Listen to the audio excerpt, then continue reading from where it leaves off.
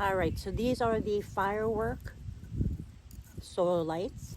So it has the little charging panel here and one here. So I'm just going to remove, it has a little plastic cover on top of it.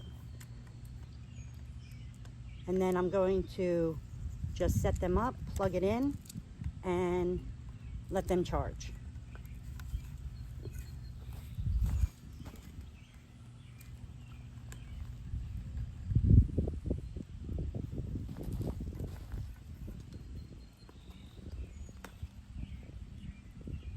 All right, so we will let them charge, and then I will position everything tonight just to see how everything looks and make sure it's charged good.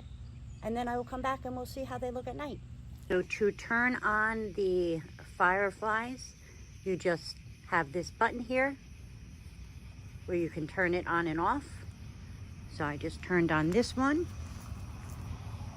And now we'll turn on the second one. I let them charge 72 hours. So here is the second one. So they're pretty cool. I like how they alternate. I highly, highly recommend. Happy shopping.